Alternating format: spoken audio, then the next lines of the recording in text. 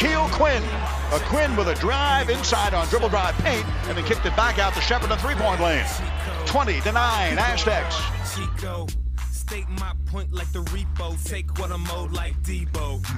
Hour number 3, it's San Diego sports leader, the mighty 1090. San Diego State, 63-46. Final score last night. Worst loss at the pit since 2007. It's a long time. I mean, that is. It's a long time.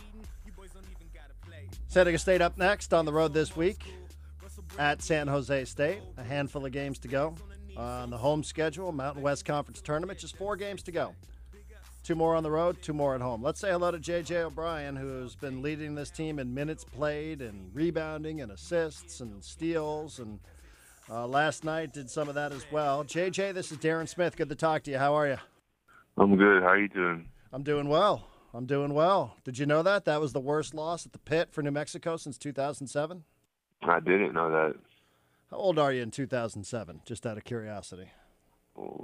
7 years ago, 8 years ago, so I'm about 14, 13. That's a long time, man. That is a long time. I mean, my goodness, could you get a sense that, that's a sight that not many people see. You've played in there, I think, your 3rd consecutive year.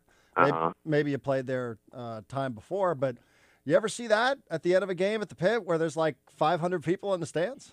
I was actually surprised because, like you said, I've been there for 3 years straight, and I've never seen that before. So that was a big shock to me, seeing those people leave, and then at the very end, it was pretty much empty. And that was your first win, correct, as a member of the Aztecs at New Mexico? Yeah. As a member of San Diego State, that was my first win there. How does that feel? That feels real good. I kind of made it a goal of mine. I wanted to win at every place in conference, and I think I've done that. I think I accomplished that, so I'm pretty happy about that. So that was the last box to check off the list, huh? A win at the pit in New Mexico. Yeah, I think that was the last one, and I got it. Well, there you go. Good for you. That's a nice little goal there to start the season. We're talking with J.J. O'Brien of the Aztecs, 63-46. Can you sense, you guys play defensively, and we've talked about this a lot on the show, J.J. How much can you sense the frustration of these teams that you're facing when you guys are playing defense the way you played last night? I mean, can you feel it on the court from the players, from the coaches, from the bench? I mean, can you tell how frustrated they are? With some teams you can, with some teams you can't. You do get a sense that when they're having a hard time scoring, that they're eager to get a point, and they might do something not within the framework of their team to do that. And that works for us. So with a lot of teams, you can sense it, and you can see it on their faces and feel it in the play. Some teams do a good job of staying calm and staying relaxed, but most teams you can feel it. Can you hear it? Can you hear them frustrated? Can you hear the coach's frustration from the bench? I wouldn't say I usually hear from the coaches. You hear from some players. But like I said, it depends on team to team, how they decide to show their frustration. Some teams are real mature and can handle it and then end up going on a run and can stay, together. But other teams can't. So I think it just depends. What would you guys rather do? I know the answer to this question is both, but I'll ask, would you guys rather score over 70 for a game or hold your opponents to less than 40? I mean, if all things being equal here, what's more important to you guys? Is it scoring, or is it just the effort that you put into your defense? I think something that is important is defense, because your offense isn't always clicking. Your offense doesn't always travel, and you can't control sometimes when the ball goes in the hoop. But you can always depend on your defense if your defense is good. Defense is more, it's a technique thing, but it's mostly an effort thing. So I would have to say defense, because sometimes your offense just isn't flowing, and when it's not, you can depend on your defense, which is what we've done a lot of times. So I don't know how many times your offense will win you games if your defense isn't going well, especially if you're going to get to another team that's really good offensively. So I would have to say the defensive part. So it's more fun to hold teams to like 40, 45 points than it is to score more than 70 for you guys? That's a tough one because it's fun to score too. But I think that that we feel more safe if we're holding teams to low points. If we get into a scoring battle, then it feels like, it's anybody's game really. But if we're holding a team to 40 points, then I think we have a real sense of that we're going to win.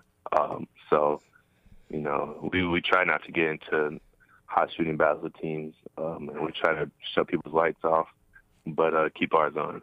I like that. Good answer. Did you just come up with that on the radio? Shut people's lights off? Yeah, I just freaked that one right now. All right, we're talking to J.J. O'Brien, senior forward, San Diego State, on the road this weekend at San Jose State. Could you do us a favor? You're an upperclassman, so I can ask you this question. I know you're not a coach, but could you analyze Malik Pope's three-point shot for us? Because it looks different to me just watching when I'm watching on the couch. His three-point shot? Yes. His three-point shot is pretty good. Is there something wrong with it? I don't think there's anything wrong with it when it goes in, but it looks a lot different when he shoots than when everybody else shoots, right? I think it's because he has really long arms, and he's 6'10". Mm-hmm. There's not many people shooting threes at 6'10".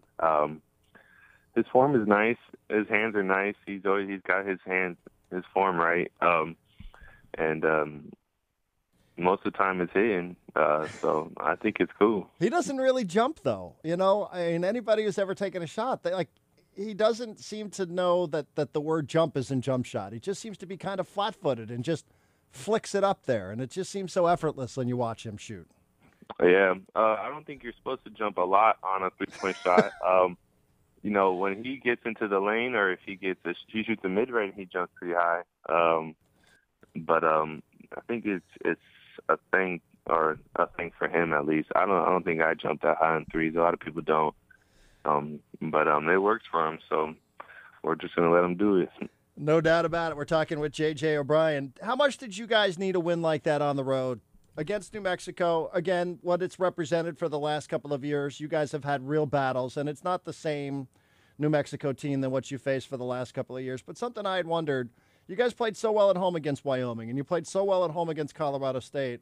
Mm-hmm. And playing on the road's difficult. Nobody's saying it's easy, that you just travel and all of a sudden you're the same team. Your crowd has been so great, and they've lifted you guys up, obviously.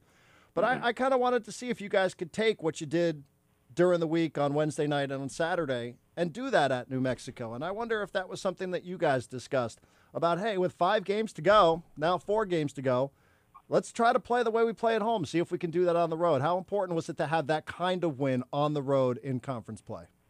It was huge. I think we've struggled a lot on the road, especially at Boise and Colorado State was starting off slow, letting teams get up early on us. So we definitely talked about that. We lost at Cincinnati. We lost at Washington. So we had some trouble on the road, and we really took it upon ourselves to stop that in that streak and get a good solid win against a good team on the road. And also because we wanted to solidify ourselves in first place. We didn't want to be in a tie with anybody.